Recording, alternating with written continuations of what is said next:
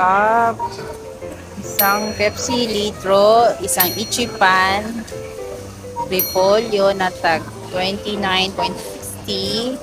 Merong tatlong sardines na bonus. Sisi bonus kasi tag 21 lang kasi ito eh.